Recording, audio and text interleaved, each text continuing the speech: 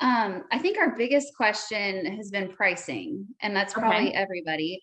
We took the additional pricing course, and that was very helpful in So kind of awesome. hammering out, an hourly rate and just different ways that you could price vacant, occupied, all of that. Um, so we've come up with some numbers, but we're just having difficulty knowing if we're on the right track or not. A lot of our competitors in the area don't advertise their rates or their vacant packages.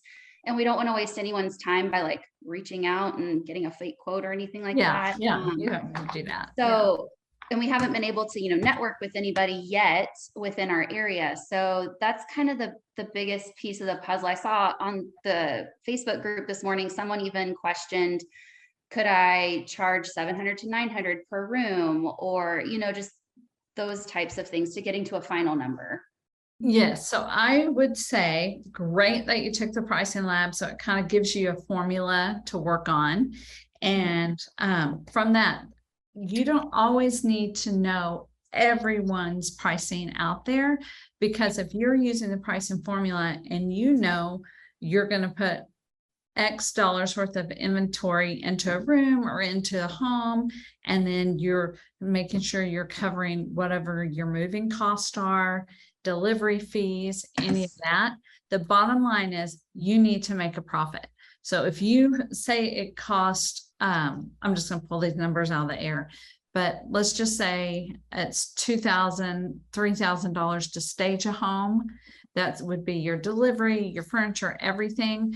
But your overhead is $3,500, you're not going to make any money. So you need it. It's more important to know what your numbers are than what everybody around you, what their numbers are, because if they're not, it costs you $3,000 or whatever, and then everybody's numbers are 2,000.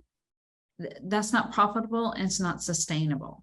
So you need to know what the numbers are for your business. And I would not use numbers like 1 or 2% of the list price for the home or for a square footage. It all comes down to your business expenses.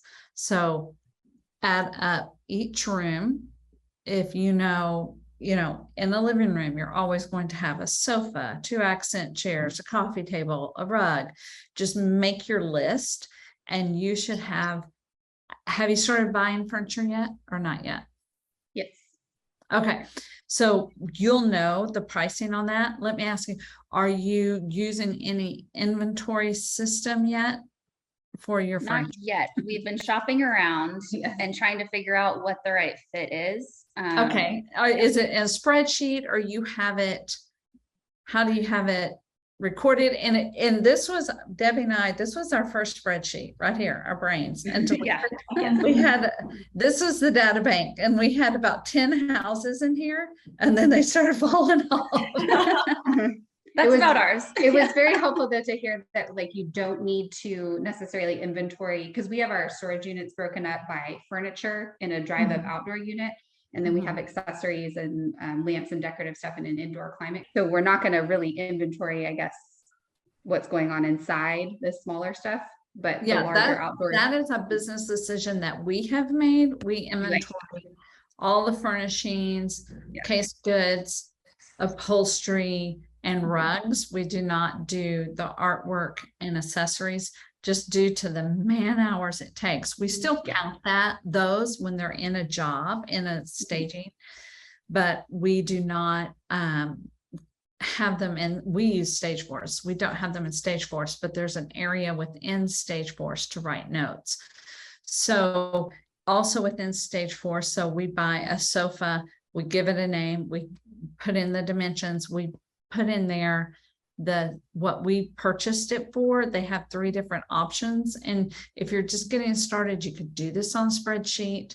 So we could, what you paid for the item, what you want to rent the item for, and what you want to sell the item for. So those 3 pricing tips you will need. And so you can go through and make your selections, and then you can make a list of the rental pricing of those items to get your room price. Or you might not even, depends on if you prefer, you can break it down according to the whole house. Like here is my whole house. We give 3 different options, A, B, and C. So, and you can just give them that one price for the monthly rental if you'd like to do that.